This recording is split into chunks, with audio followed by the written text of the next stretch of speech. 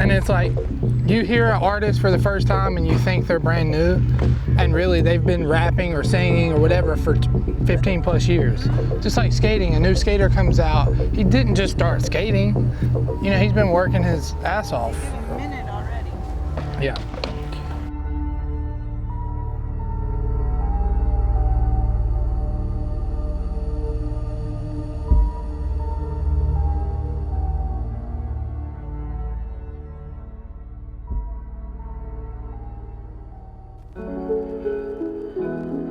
Hey, my name's Josh Sigmon, and this is my Guardian story.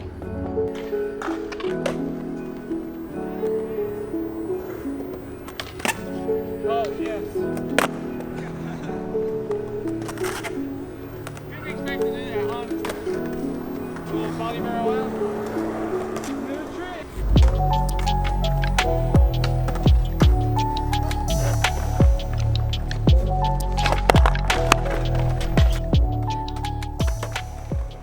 So I'm actually from a small town in North Carolina called Cherryville, or Cherryville is how they say it. I've been skateboarding for roughly 18 years. I moved to Long Beach, California, May of 2018. So right after I got married, I moved here, and it was a long decision. That was something that I have wanted since I figured out what skateboarding out west was like. Like, that was where you needed to be, right? Before social media, before all that stuff, like the videos like I grew up watching, like you had to be in California to do anything with skating. My dream was just to move out here and skate as a kid, right? Because I didn't know what being a professional skateboarder was at the time, and like, so I just looked at it as, wow, like so many great parks, like they have contests, they do everything, like all the whole teams are out there. Little did I know, I knew nothing, right? I just knew what I thought I wanted to know.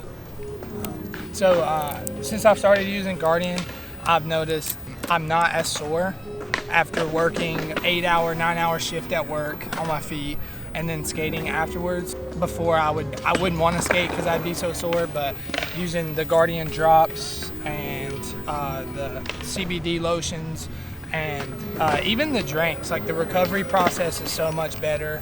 I use the lotion at night before bed every night, and I wake up literally not sore. So yeah, I think soreness is a big one for me because I'm just constantly doing something. If I'm not skating, I'm working out. If I'm not working out, I'm working.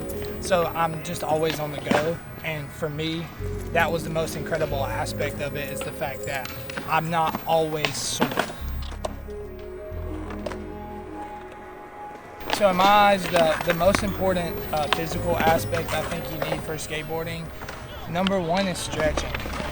Stretching is a huge factor, especially as you get older. If you're trying to skate at a sponsored level, as I get older and get into my late 20s and eventually when I'm into my early 30s and I want to be still skating kind of at this level, stretching, rest.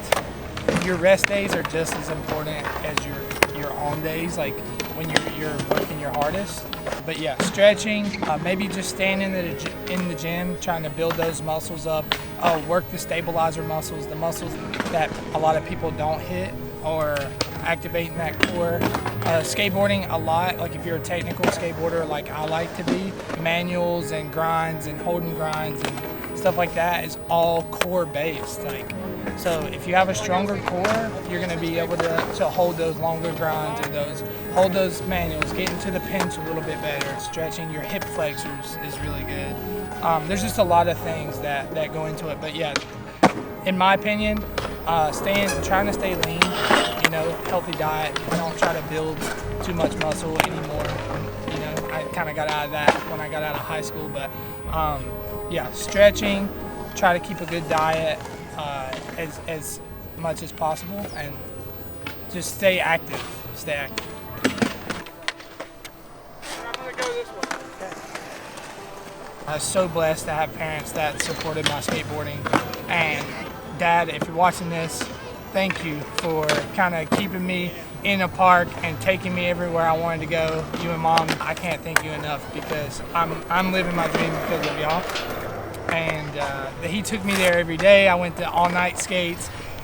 when I was a little younger, and I'd do all-night skates, he would stay overnight with me and watch the contest, and he was just my supporter. And they always, my mom and dad, my grandparents, I mean, my whole entire family has pretty much supported me in everything I wanted to do. But the fact that they supported me in skateboarding like they did, I was truly blessed, because a lot of families aren't like that. So thank you, Mom and Dad, and yeah, I love you guys.